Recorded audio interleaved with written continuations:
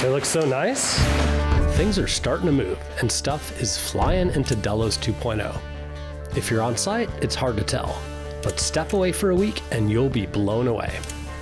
In this episode, some of the biggest visual changes finally start happening. Windows are going in, spaces are closing up, and for the first time, you can really see what the finish of this boat is gonna look like. It's one of those stages where a lot of visual progress transforms the feel of the build in just a few days, and the boat starts looking less like a workshop and more like a home.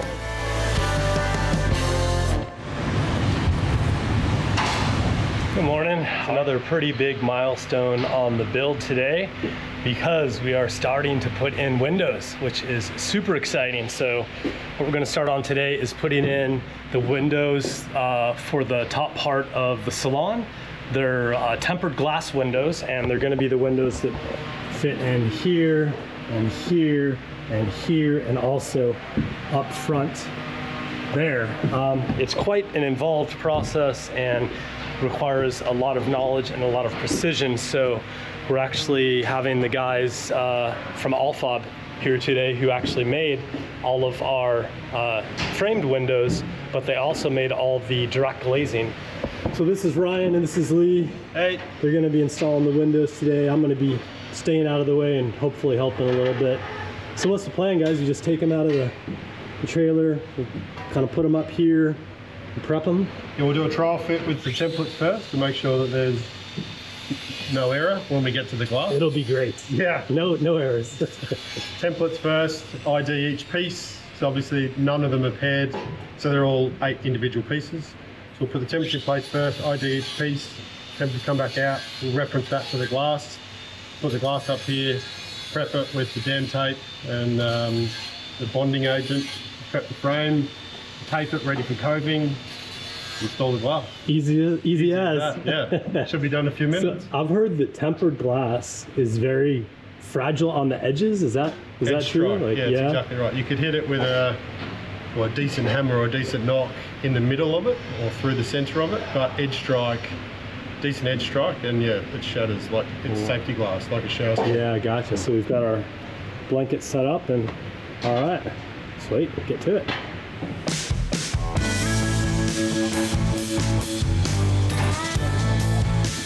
Yeah, so what we did is we created these templates to match, and then we put them up, and then we scribed the inside of that, which is for the ceramic banding, which so the ceramic banding protects the glue from UV. Common problem on windows like this is if you use adhesive to attach the windows, the UV will come through the glass and will actually destroy the adhesive. So the tempered glass actually has a ceramic banding on the inside that still allows good adhesion but blocks the UV from the outside and protects the glue. So that's what that black mark was for, because we want the glue to not extend over the edge, just to be on the inside. So that's what we're doing. We're making sure everything lines up.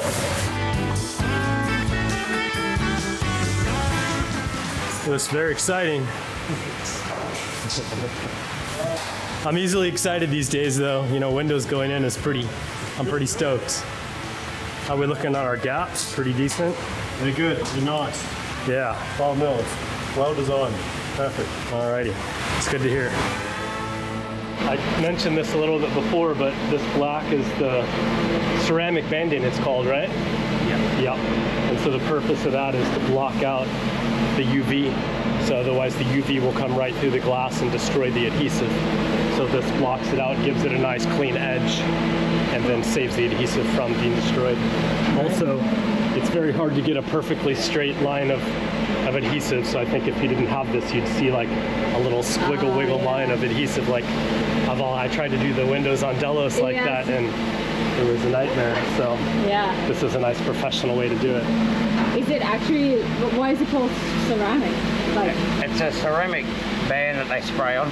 Oh, it's a spray. It's done and then heated into the glass. Oh, okay. So it's part of the glass basically. Yeah. You can't get it off. Yeah. Cool.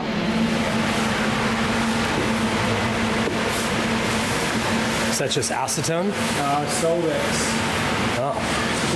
It's just one that we know that works with, or doesn't degrade our product. So Yeah, right, it's gotcha. effective at removing any of the contaminants, but we know it won't have an adverse effect on the primer or the bond. Yeah, right, okay. Solvex.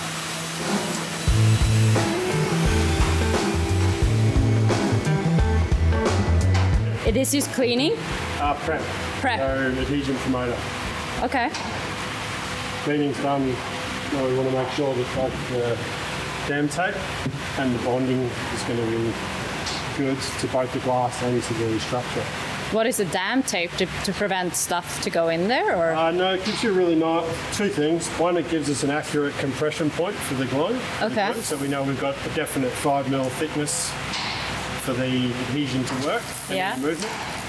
So it's accurate, plus visually from the inside looking out, you'll have a really nice consistent line with the foam tape to make sure with automotive sort of figure finger. Oh, so that's the thing you will kind of see Yeah. from the. Okay, that makes sense. Yeah. So you don't have to like fill it from the Yeah, inside, I was right? thinking that. I was like, how do they get it clean there? That's crazy. Cool.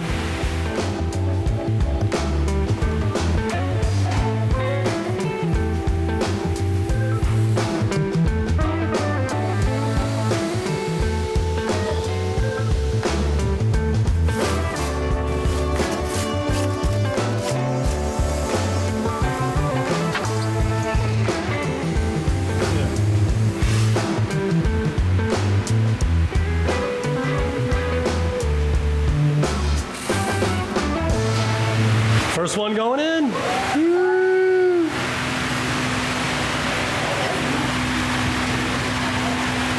Go to head in. Let me know if it needs to go further out. I think each one of those weighs about 13 kilos. Quite a bit of glass. They look so nice. Ooh, it's a finishing detail. I love it.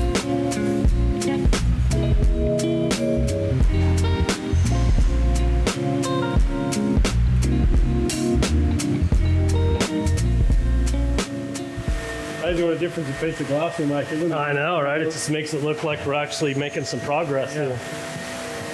I guess when I'm here every day, I don't really notice it, but then when people come every few weeks, they're like, oh, you guys have made a lot of progress. And I'm like, really? I feel like it's just crawling along. But this is, stuff like this really makes it look cool. The alley this work is immaculate. Wow. A lot better for us. Oh no, Dan doesn't really need any more help on his ego. Compared to some of the ones that we go for. Yeah, she's pretty fair boat. Yeah. All the lines, the join lines, the way it's sanded, it's really crisp. The end result's going to be mint. Yeah, exactly. Schmick, as Dan would say. Schmeck. Schmick. Nice. That's a new one I learned in Australia, Yeah, that's one of ours. Yeah. along with bee's dick. Yeah. Oh, it's just a bee's dick off. If you're from Melbourne, it's brass, isn't it? Grouse. Oh, grouse. Or, Yeah. or in Victoria, the bee's dick is a bee's dick in winter. Oh, bee's dick in winter. Colder Okay. in the south. Yeah, makes sense. Yeah.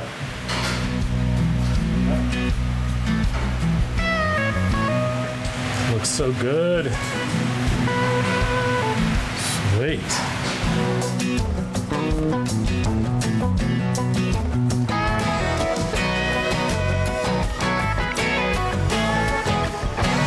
So you don't need to apply a lot of pressure, huh? No, it sticks. I'll go inside and pull on it from the inside Oh, to just pull on it. Okay. and make sure it's in the right spot before we. Yeah. Takes about 24 hours to cure, they said, and then they'll come back tomorrow and they'll do the coves, which is the outside, right? okay. So you let it set and then they take the tape off and then they run a beater on the outside and then they fill the last gap. That's a tomorrow thing. Man, I gotta get used to this feeling. The excitement that hits when pieces like this finally go in, it's almost overwhelming. Not that long ago, we were just staring at the backbone of this build. Raw aluminum frames, lots of empty space, an infinity of work in front of us. And now, well, we're installing windows. They're solid, permanent, beautiful, and they're here to stay. Everything's moving so fast, it's hard to process sometimes. One day you're welding and grinding the hull, and the next, the boat starts looking like something real. It's wild how quickly it shifts from fabricating individual parts to doing finishing touches that you'll live with for years to come. It's pretty cool, huh? It really starts to look finished when you get some windows in. Yeah, it looks awesome. Great, doesn't it? Yeah, just so nice. So the windows basically move as the temperature changes, right? Everything moves. Yeah. As the boat moves, the windows expand, not as much as the acrylic ones. The acrylic ones for the PMMA, they move and contract a lot. Okay. The glass less, but there still is some. And I think what Ryan was just explaining is that, you know, everything will move a little bit, and the glue underneath is not solid. It's pliable enough that it allows it to move some up as this, you know, the structure and the glass shifts without breaking the bond. If it was rigid, I think it would just shear off, right? Correct, yeah. Yeah. Also, that's why it's like the glue can move and it. See, you have to have a certain thickness back there. Exactly, you need to create a certain profile with the glue, Okay. with your level of compression, so the glue is able to move. It's not like the old days where windscreens, the glue never set. It definitely sets, but obviously glue, the different polyurethanes have a different level of structural strength. Yeah. One's sealing, one's an adhesive. This is 100% an adhesive. So we need to create a profile so that it can move. If even though the structure is very, very strong, if it does move and it's independent of the glass, it allows the glass some level of float to comply. Okay. And the more glue, the more flow? Yeah, but you set it. You set it with a tolerance. So that's with our dam tape. We've got a 5mm dam tape to give us that level of accurate depth the whole way along. So when you look down the side of the boat, the idea is it's nice and consistent the whole way along. Yeah. In and out, in and out. So what are you gonna do this afternoon or in the last hour? You said an hour and a half. Yeah, due to the thickness of the construction, which is very, very strong, we've got a nice big weld in here. What that does is then encroaches into our rebate space, not in a negative way, but even though we've got it spaced off with the dam tape, we'll still backfill to give it a membrane, not the white and not an adhesion, but we'll backfill to make sure that there's a polyurethane membrane that sits between the glass and the weld, just to make sure if there is any movement or twists or vibration before we do the wipes, that we've got a polyurethane barrier there. Okay. So that's what you're gonna do, and then you come in tomorrow and do the Correct, yeah, cove the wipes are the same thing. wipes. Wipes, yeah. Oh, Is it, I was like, no. depending on who you're talking to. Okay. Yeah, It's a lot of lingo that I don't get. typical Australian thing. We've got a few different words for the same thing. Yeah, so tomorrow we'll run nice straight lines on the inside and across the glass, so that when you look down the side, it's nice consistent wipes or coves. Yeah. Okay. Yeah, and Cool. then that'll finish it off. Nice. Even these gaps are pretty important. Yeah, for the wipes, so it doesn't butt up against the hard structure, right? Yeah. Okay. There's a lot of thought that went into these windows. Yeah. Yeah, It's crazy. it's only one aspect of an awesome project is the windows, but we take what we do really passionately Yeah. to make sure we get it right. Yeah, it's great. You noticed. Looks fantastic. Yeah.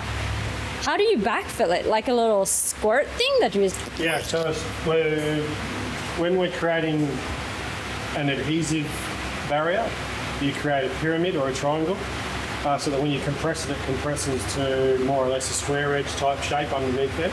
Yeah. To backfill it, we'll use more of the needle nose on the applicator to get it in right behind it. We use a lot right now to put plenty around it Okay. before we do the wipes. Yeah. Coats. Now I got it now. At first I thought you said whites. So it's really cool to see. He just started on all the siliconing up there, and he said it's very hot today, so usually they do it all in one go, but because it cures so fast, he has to do it in kind of like sections. I told him too, like I tried to do some siliconing on the boat, and it's hard to make it like neat, you know, and it's just kind of a messy thing to deal with. So but it's turning out super good. I love when he like pulls off the tape. It looks so cool. I'm like, yes.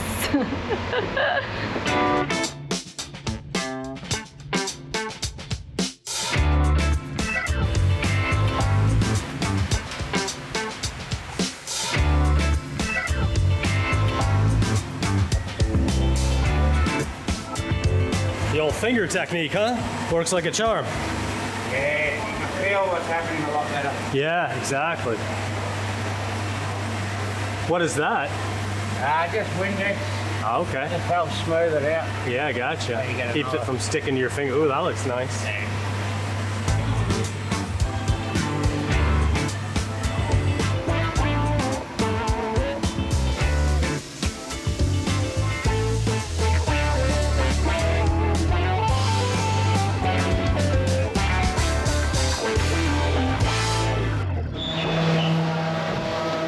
It is another super busy day today in the shop. We've got a lot of people working.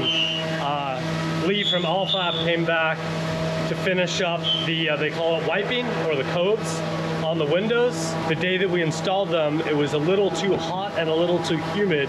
And so the material they used to put around it to make it look nice and flush was drying a little bit too quickly. And so they've chosen better weather today, come back.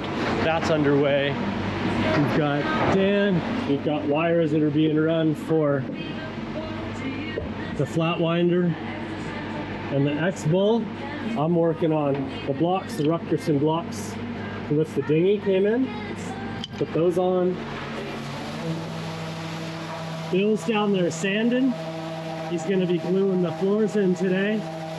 So the floors have kind of been temporarily attached, and it's time to permanently glue them in so we can start putting in cabinetry and stuff. And then Lee from Alfab is finishing up the window covings. So yeah, super busy day. A lot of people working, but stuff's getting done. I don't even know if you can hear me, it's so fucking loud in here. Anyway, all right, so we're pulling way too big of cables through too small a conduit, but we're getting there. Putting more holes in the boat. Yep. Yeah, so we've got, this is the control lines for the buttons. This is for navigation lights and or LED lights. We've got positive for the flat winder, positive for the X-Bull. The who? X-Bull. X-Bull. Times 2. We've got our ground, because those two can share a ground. But one's 12 and one's 20. They're at 48 volt, but they're common ground. And then we've got extra wires just in case. Yes! Alrighty. That's it. Doing it. Okay. Doing it. And that brings us to the big question. How are we actually going to power this boat? Electricity on a vessel like this isn't just flipping a switch. It's a full-on ecosystem. Batteries, charging sources, redundant systems, safety. All of it has to work together perfectly. So we sat down with Sea and Land Yacht Works to create a set of ABYC compliant schematics for our system based on our very own requirements. I'll be honest, I'm a total nerd and I had a lot of fun with the design of this system. So if you're like me, I hope you appreciate this deep dive into the future electrical system of Delos 2.0.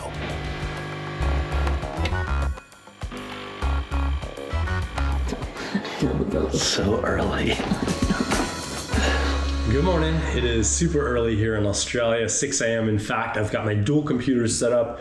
I've got my cappuccino on my second one. I'm all ready to go. Today is very exciting because we were talking to Mike from Sea and Land Yacht Works in Rhode Island, and we were going to go through all the electrical schematics that we've been working through for the last couple of months and answer some patron questions. And yeah, it's gonna be cool. Let's do it. Today is pretty exciting because we are meeting with Mike from Sea and Land Yacht Works in Rhode Island, right? Yep, that's right. Cool, right on. Well, thanks for joining us today. It's super early here in the morning in Australia. It just turned 6 a.m. I think it's what, 3 p.m. your time, something like that? Yeah. But Mike and I connected, God, it was a while ago now when we first started talking about this project. Mike came to us and said, hey guys, I have this company. We specialize in doing ABYC and US Coast Guard, like approved electrical installations, wiring diagrams, and everything like that. Is that pretty much summarize? I mean, I'm sure you guys do a lot of stuff, but Yeah, what do you... yeah. I mean, that's really what we specialize in. Obviously, lithium, do a bit of electronics, DIY packages for owners. Right on. And so you kind of offered to work with us on the Delos 2.0 project, which is pretty exciting because we have a somewhat complicated electrical system.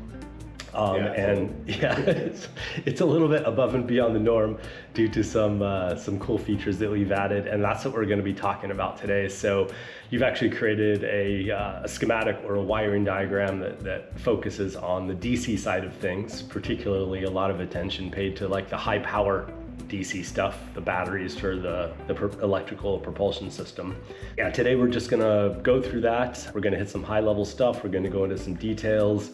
And then we've got some questions from our patrons that we're going to answer, because I put a little post and I asked some questions from them. So I guess a good place to start in it, I'm just going to go ahead and pull up the diagram here. And so we have two 25 kilowatt electric motors. And those electric motors require a whole lot of power. If we were to go full throttle, that's 50 kilowatts of power. At 100% on each motor. It's a 48 volt system, so having the higher voltage still helps with the current, but even if you figure each motor at 48 volts is pulling right around 500 amps, so there's quite a bit of it's quite a bit. Usually you'll see electrical motors in this size range around the 15 kilowatt continuous rating, and they can go up to 20 or 25 for short periods of time. But the motors that we selected from Combi Systems in the Netherlands are actually rated for 25 kilowatts continuous. That's about the equivalent of 40 horsepower each, I think, something like that, or very close, maybe 37.5, I think is the actual calculation. And so we needed to find a way to get a whole bunch of power from the batteries to the electrical motors, and we needed to find a way to do it safely and also follow the recommendations for ABYC, US Coast Guard, as we kind of talked about earlier, and also pay attention to things like galvanic corrosion, watching out for stray currents, obviously making it safe so that we're out there and not hurting ourselves with all this power flying around. And we also had to work within the constraints of the technology available. So as far as batteries go, we're working with a very cool company here in Australia called Safiri. The batteries that we selected are, they're obviously lithium batteries, but these are different in the fact that they are 48 volts natively. So we're not putting 12 or 24 volt batteries in series, but they're native 48 volt. And they're also solid state. So I think there's like a tiny bit of electrolyte, but for all extents and purposes, they're solid state batteries, which means that they are much more energy dense than a normal electrolyte lithium iron phosphate battery, and they pack quite a punch, which is pretty cool. Each battery can provide 50 amps is its rating at 48 volts, and so we needed to find a way to basically provide nearly 1,000 amps out of the configuration, which we've done by coming up with a scheme where we put a bunch of batteries in parallel. So what I have up on the screen here is how the batteries, how they're all connected together, and all the requirements for contactors and switching and fusing. Maybe you could just start walking us through this page, Mike, because it's kind of like this is actually the heart of the battery system, where the DC system begins on Delos 2. Yeah, no, absolutely. So as far as the Safiri goes, we split these up into 6 banks. A lot of that came down to the space requirements in your compartment. Is that right, Brian? Yeah, actually, I call it a cube. I put a cube of batteries in one of the compartments, and it looks pretty cool. It's just like this giant kind of stack of batteries. I'll put an image up on the screen right now, but it looks very impressive. Yeah, so they're actually designed to stack. So they have a bus bar system that allows them to obviously optimize the space, which is great for your boat. Yes. But so we have 6 banks, which each of those banks then is protected by a Class T fuse, which is a requirement per ABYC to meet the AIC standards. So anything with lithium, it has a very low resistance inside. And because of that, you need a way to break that connection in case of there's a short circuit. So if you had a typical A&L or and What's an A&L? so it's if you had any, I should say, if you had any other style of fuse in there, you could run into issues where it wouldn't properly break. As in, it wouldn't be fast enough, or you could potentially get arcing, or you would get arcing, so it would actually generate plasma, which it would allow the wire and the electricity to keep flowing. Okay, that sounds bad. We don't want any plasma on the boat. No. They're all going to simply DC boxes. I guess, Brian, you can go into more detail with that, I think.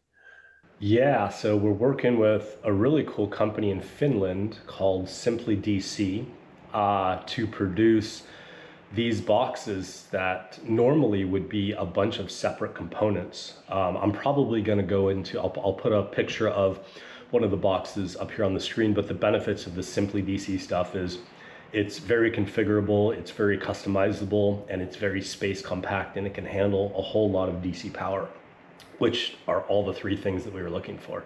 I'm going to probably have a whole separate video on that, so I'll just put up a picture of the screen of the Simply DC boxes right now. But basically, that's what you're seeing in the center with the, it looks like two red knobs on either side. Those are the mechanical switches, and then it has a contactor inside. But I'll let you talk about more about that stuff. Yeah. So each of these banks, you're able to isolate. So if you, God forbid, you had an issue with one of the cells, or the BMS tried to kick one of the batteries offline and you started having problems, you can isolate this. So it improves the efficiency and the redundancy of the entire system. Yep. So everything feeds off into those Simply DC boxes, and then that goes down to another Simply DC box. So that is that pretty much combines the power and connects to your backbone that you have installed on the boat. And within that, you have your shunt, which is going to give you what the output of the batteries is in amp hours. So you're going to be able to see the amp flow in and out, and be able to monitor your battery system from there. So if we think about it, each of those banks is providing 150 amps. We can go slightly higher for a period of time, but if we have 6 banks at 150 amps, what does that give us? 900, right? Yeah, I think, yep. It's so early here, I've lost my math skills. So we're not quite at that 1,000 amp area, but I think like everything on a boat is a compromise. And you're balancing all these things, like obviously cost for us because we're self-funded. You're looking at weight, you're looking at size, you're looking at the performance, and then you're balancing that versus how much am I going to need this thing to run full throttle, and how long am I going to have to do it for, and what are the purposes. And the way that we sail most of the time is we're always sailing for efficiency. I think I've only gone full throttle on Delos 1 just to test and see if it works. It's kind of like that emergency scenario, like I need a whole lot of power to get out of this situation, or to stop the boat super quickly, or something like that. And people say, well, you're not going to be able to run, wide open throttle for 30 minutes. I'm like, well, you're right, I won't, and I would never. I think we're going to probably, with 18 of these batteries, we'll have about 54 kilowatt hours of power. And I think this is kind of an estimation, but with the whole resistance calcs and the shaft RPMs we're targeting and the proposed power consumption, I think we might get a maximum range of about 40 nautical miles. So it's not a whole lot. I mean, we're moving a big boat just off batteries, and we don't have unlimited battery capacity. So if we could get around 40 miles, I'd be pretty happy. It's good enough to get. That's great. Yeah, I mean, we could get off the mooring, we could get off a dock, we could pick the hook up, we could set the hook. So all those things become realizable without even thinking about starting up the diesel engine. Hopefully that should make sense to everybody. What do we have going on the lower left corner, Mike? So we've got two 12-volt batteries down there. So those are lithiums as well, and there's the Safuri batteries. So they are there to provide the power for your other, I believe it's 12-volt equipment on board. Is that right? Yeah, so we decided to go, like Delos, we have two systems. Delos 1, we have a 24-volt system for the high power stuff like the bow thruster and the inverters and everything. And then we have a very small 12-volt system for navigation, radar, things like that. I love that system. The problem with it is it's hard to find 24-volt stuff around the world. So it's difficult to find 24-volt pumps. It's difficult to find 24-volt lights. And so on Delos 2, what I wanted to do is go with a 48-volt system for the high power stuff, because it makes a lot of sense for obviously the electrical motors, the inverters, all the wiring is smaller, we're raising the voltage so the current goes down. But then instead of going to 24-volt system for the low power stuff, I went 12-volt, because you can always find 12-volt pumps, lights, everything everywhere. So basically the batteries were meant to act as a buffer of sorts, because what we have to do is we have to convert from 48 volts down to 12 volts, and that's what that little golden box is. That's a Safari bidirectional Scotty, they call it, 48 volt to 12 volt converter, and I think it's capable of providing 1500 watts. But if you look at all the 12 volt stuff that we have, if you start adding in like the Selden winches and stuff like that, those are on a 12 volt system, and then you have all the lights and the navigation. You perhaps could get into a situation where you would exceed the capacity of that. So we kind of have these buffer batteries that can provide this instantaneous excess amount of power should we need it. If, I don't know, if I turn on all my lights and turn on all the winches at the same time or something like that. Yeah, and we obviously have two batteries here. So again, that gives us redundancy in the system. On top of that, it does increase our C rating, which is our ability to output power. Yep. So that does help us overall, in addition to the that Scotty DC-DC. So within that bank, obviously we're monitoring the current in and out. That's really the only way you can understand your state of charge on a lithium battery, just because of resistance. You can't measure the charge capacity based on the voltage, as you would with an AGM. So, yeah. But that is that's protected by a Class T fuse again, and then we have on the drawing we have a relay to turn that on and off, which we'll be able to do from the helm. So basically, if the 48 volt system goes dark, we'll still have power for lights, for navigation, for whatever. The critical systems that we want to make sure are continuing to run on board. I pushed back on this idea for a while because I just didn't want to add the complexity of having another battery, having another voltage. I was just going to go strictly with the DC to DC converter. But then when I figured the benefits of the redundancy and all that it could add, then I was like, okay, it's worth it. It's another one of those compromises where I'm going to take a little bit of additional complexity and equipment on the boat, but what it provides me in exchange is worth it. There's just so much here to talk about, and what you saw is the edited, trimmed down version. Well, believe it or not, Mike and I chatted for just over 90 minutes, and we covered so much good stuff. We covered everything about the electrical system, galvanic corrosion, Patreon questions. It was way too much to put in this video. So what you see was really just skimming the surface. If you would like to see the entire video, please head on over to Patreon. I will pop the address below. And I wanted to give a very special thank you to Mike and his whole team at Sea and Land Yacht Works. Those guys and girls are incredibly knowledgeable. They really know their stuff, very easy to work with, even remotely, and they did a fantastic job. So I just can't recommend them enough for all of your marine and electrical needs. Be sure to give them a shout and check out their website. And that's it. Thank you very much for watching. But before we go, let's check in with Kaz at the yard and see how the final look of the windows turned out. So this side is all done and it looks incredible. Like, it looks so good.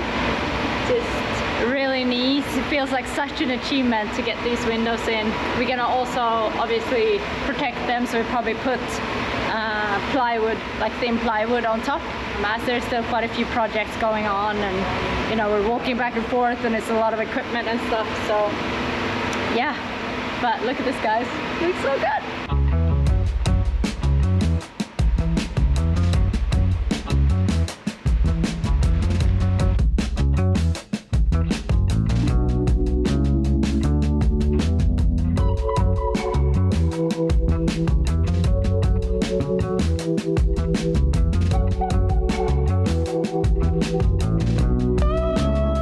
Let's get in the shot.